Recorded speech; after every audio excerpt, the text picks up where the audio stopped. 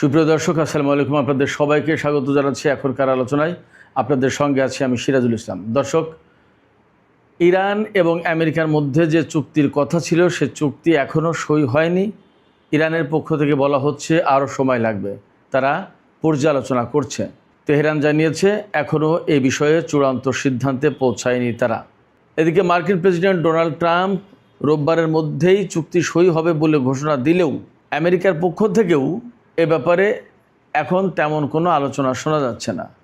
বরং আমেরিকার কংগ্রেসের আর্মড সার্ভিসেস কমিটির অন্যতম সদস্য, ডেমোক্রেটিক দলের সদস্য সেথ মুলটন, তিনি বলেছেন যে চুক্তি হতে যাচ্ছে সেই চুক্তি আমেরিকার জন্য বিরাট বড় পরাজয়।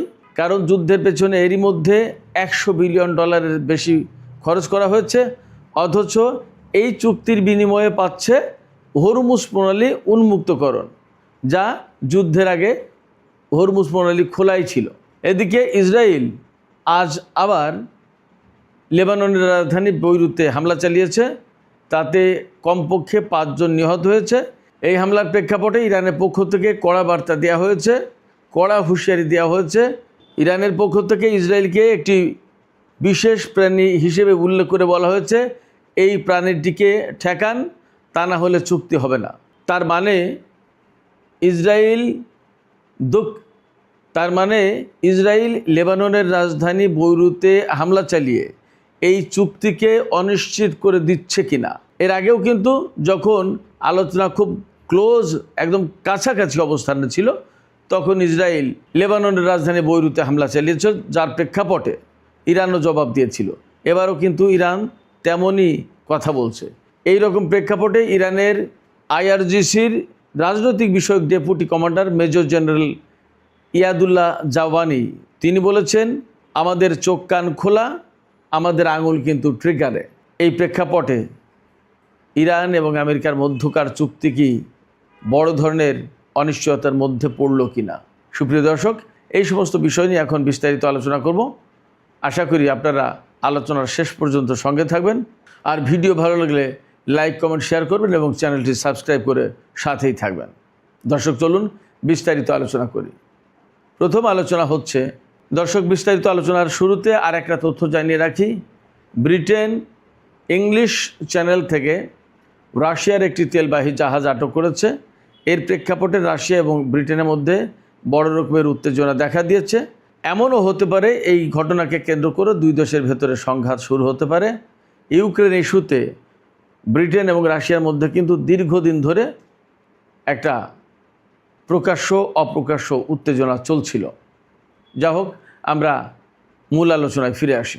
ইরান এবং আমেরিকার মধ্যে চুক্তি সই হবে, এ ব্যাপারে দুই পক্ষ একেবারেই কাছাকাছি। ইরানের পক্ষ থেকে বলা হয়েছিল আমরা খুব কাছাকাছি চুক্তির, আর আমেরিকা বলেছিল, আমেরিকার প্রেসিডেন্ট ডোনাল্ড ট্রাম্প, তিনি বলেছিলেন যে রোববার চুক্তি সই হবে।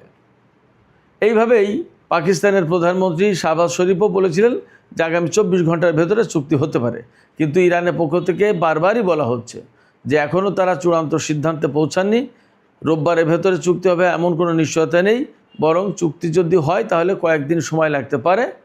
আজকে তাদের পক্ষ থেকে বক্তব্য দেওয়া হয়েছে, তেহরান বিষয়টি এখনও পর্যালোচনা করে দেখছে। কি কি পর্যালোচনা করছে আমরা এ পর্যন্ত যা দেখতে পাচ্ছি, জানতে পাচ্ছি, তাতে গুরুত্বপূর্ণ কয়েকটা পয়েন্ট বেরিয়ে এসেছে। সেটা হচ্ছে, আমেরিকা বলেছে যে আমেরিকা যে সমঝোতার ভিত্তিতে বলছে যে চুক্তি সই হবে, সেই সমঝোতায় বলা হচ্ছে যে ইরানের সমৃদ্ধ ইউরেনিয়াম পূর্ব অবস্থা, অর্থাৎ 60 মাত্রার আগে যে অবস্থায় ছিল, 20 মাত্রা বা 5 মাত্রা বা 3 মাত্রা, এই মাত্রায় ফেরত নিয়ে যাওয়া হবে অথবা সেগুলোকে ধ্বংস করা হবে। এরপরে ইরান এই রকমের একটা কমিটমেন্ট করবে, প্রতিশ্রুতি দেবে যে তারা কখনো পরমাণু অস্ত্র তৈরি করবে না এবং পরমাণু অস্ত্র হাতে পাওয়ারও চেষ্টা করবে না। এরপরে হরমুজ প্রণালী, প্রাথমিক চুক্তির পরপরই ইরান হরমুজ প্রণালী সমস্ত বাণিজ্যিক জাহাজের জন্য খুলে দেবে এবং আমেরিকা তাদের ব্লকেট তুলে নেবে। এছাড়া আমেরিকা ইরানকে $24 বিলিয়ন অর্থ ছাড় করবে। পাশাপাশি ইরানের পুনর্গঠনের জন্য যে যুদ্ধের যে সমস্ত ক্ষয়ক্ষতি হয়েছে তাতে আমেরিকা বিরাট বড় ধরনের আর্থিক ফান্ড দেবে। এরপরে ইরানের নিষেধাজ্ঞা শিথিল করবে একটা সার্টেন টাইমের জন্য, তেল বিক্রি করতে পারবে ইরান, এরকম বিভিন্ন রকমের কথাবার্তা আছে। কিন্তু এই যে পরমাণুর প্রসঙ্গ যেটা আর হরমুজ প্রণালী যেটা, হরমুজ প্রণালী কি সবার জন্য খুলে দেওয়া হবে? এই প্রশ্ন কিন্তু খুব গুরুত্বপূর্ণ প্রশ্ন, কারণ হরমুজ প্রণালী ইরানের জন্য খুব কৌশলগত বিরাট বড় অস্ত্র।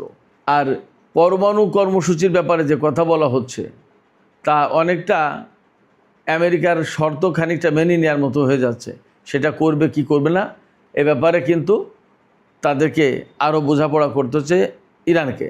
এই পাশে আমরা দুপুরের ভিডিওতে বলেছি যে এই রকমের চুক্তির দিকে যাওয়ার জন্য আব্বাস আরাকচির বিরুদ্ধে কিন্তু রাজধানী তেহরানে বিক্ষোভ হয়েছে।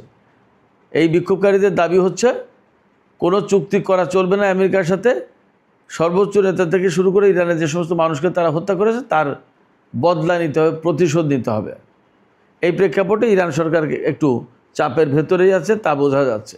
এদিকে এই চুক্তির সময়ে আমেরিকা বা ইসরায়েল ইরানের বিরুদ্ধে কোনো রকমের অন্তর্ঘাতমূলক কাজ অথবা আকস্মিকভাবে হামলা বা কোনো রকমের কোনো কিছু করতে চাইলে তার কঠিন এবং দাঁত ভাঙা জবাব দেওয়া হবে বলে ইরানের আইআরজিসির রাজনৈতিক বিষয়ক deputy commander major general Yadullah Jawaani তিনি হুমকি দিয়েছেন, হুঁশিয়ারি দিয়েছেন। তিনি বলেছেন, আমেরিকা বা ইসরায়েল এই ধরনের কোনো রকমের পদক্ষেপ নিতে গেলে আমাদের চোখ কান খোলা আছে, আমরা অবশ্যই তাৎক্ষণিকভাবে তার পাল্টা জবাব দেব এবং আমাদের আঙুল ট্রিগারে রয়েছে।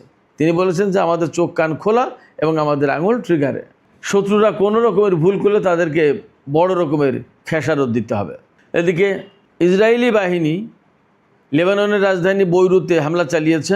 ইসরায়েলি সেনারা দাবি করেছে হিজবুল্লাহর কমান্ড সেন্টারে হামলা চালানো হয়েছে এবং তাতে এই পর্যন্ত, অর্থাৎ আমি যখন এই ভিডিওটা করছি তখন অন্তত 5 জন নিহত হয়েছে। ইসরায়েল বলছে যে হিজবুল্লাহ সেনারা রোববার অর্থাৎ আজকের সকালের দিকে ইসরায়েলি সামরিক বাহিনীর উপর যে হামলা চালিয়েছে তার জবাবে এই বৈরুতে হামলা চালিয়েছে হিজবুল্লাহর কমান্ড সেন্টারে। ইসরায়েল আরও বলেছে যে আমাদের টেরিটরিতে, আমাদের ভূখণ্ডে কেউ হামলা করে বিনা জবাবে পার পাবে না। খুবই ভালো কথা। তো ইসরায়েল যদি কারোর ভূখণ্ডে হামলা চালায় তাহলে ইসরায়েল কেন আশা করে বিনা জবাবে পার পাবে? হিজবুল্লাহ তাই তো করছে। তাহলে হিজবুল্লাহর দোষটা কোথায়? লেবাননের প্রতিরোধ যোদ্ধারা তো তাই করছে, তাহলে তাদের দোষটা কোথায়? এটাও তো একটা যুক্তি। যাই হোক, এই যে লেবাননের রাজধানী বৈরুতে হামলা, এটা কিন্তু ইরানের পক্ষ থেকে রেড লাইন ছিল।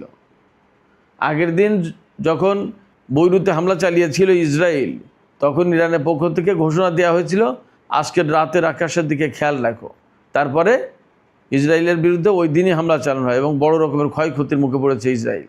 এখন আজকে যখন এই হামলা হয়েছে তখন ইরানের জাতীয় নিরাপত্তা এবং পররাষ্ট্রনীতি বিষয়ক সংসদীয় কমিটির সদস্য এবং তিনি মুখপাত্র বটে ইব্রাহিম রেজাই তিনি ঘোষণা করেছেন, তিনি বলেছেন যে ইসরায়েলকে বিশেষ প্রাণী আখ্যায়িত করে বলেছে এই প্রাণীটিকে আমেরিকা যদি না ঠেকায় তাহলে চুক্তি হবে না। তিনি বলেছেন যে চুক্তি পেতে চাইলে এই প্রাণীটিকে ঠেকাও। আমরাও আশঙ্কা করছি ইসরায়েল যদি লেবাননের রাজধানী বৈরুতে হামলা অব্যাহত রাখে তাহলে ইরান হয়তো পাল্টা জবাব দেবে, কারণ এটাই ইরানের রেড লাইন। আর আমার কাছে মনে হচ্ছে ইরান এবং আমেরিকার মধ্যে যে চুক্তি হতে যাচ্ছে এই চুক্তি যাতে না হতে পারে সেই জন্য ইসরায়েলের পক্ষ থেকে একটা তৎপরতা, একটা চেষ্টা চালানো হচ্ছে এবং লেবাননের রাজধানী বৈরুতে হামলা চালালো, কারণ এটা হলো ইরানের রেড লাইন। যদি ইসরায়েল সেখানে হামলা চালায় তাহলে ইরান আবার যুদ্ধে জড়িয়ে পড়বে। যুদ্ধে জড়িয়ে পড়া মানে চুক্তি না হওয়া। আমেরিকা এবং ইরানের মধ্যে যে চুক্তি হওয়ার সম্ভাবনা রয়েছে সে ব্যাপারে ইসরায়েলের সরকার পক্ষ অর্থাৎ নেতানিয়াহু বা বিরোধী পক্ষ সবাই বলছে এই চুক্তিটা ইসরায়েলের জন্য ভালো নয়, ইসরায়েলের অস্তিত্বের সংকট। ইরানের বিরুদ্ধে যে সমস্ত লক্ষ্য নিয়ে যুদ্ধ শুরু হয়েছিল তার কোনো কিছু অর্জিত হয়নি, অথচ চুক্তি হয়ে যাচ্ছে।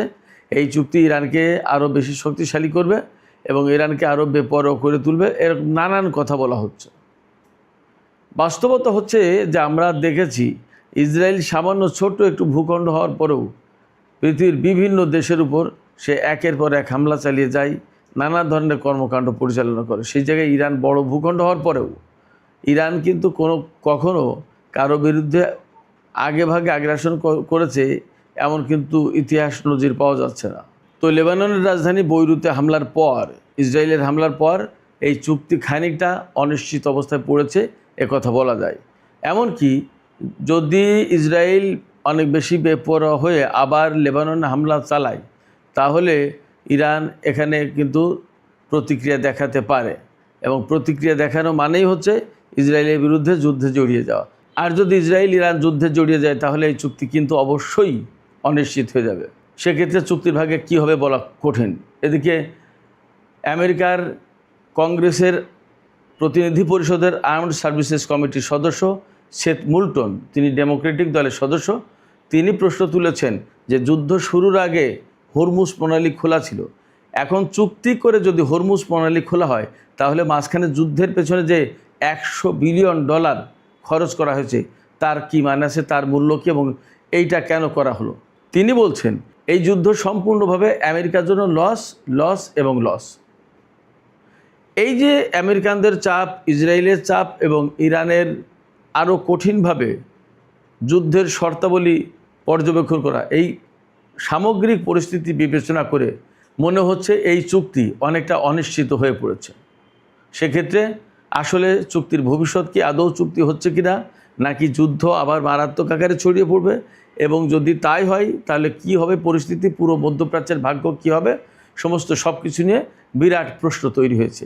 এই অবস্থায় আমাদের সম্ভবত অপেক্ষা করা ছাড়া আর কোনো পথ নেই। দেখা যাক কি হয়। সুপ্রিয় দর্শক, এখনকার আলোচনা এখানে শেষ করতে চাইছি। যাবার আগে আপনাদের কাছে জানতে চাই, আসলে আপনারাও কি এই পরিস্থিতিতে এই চুক্তি অনিশ্চিত হয়ে গেল বলে মনে করছেন? আপনাদের কি মনে হয়?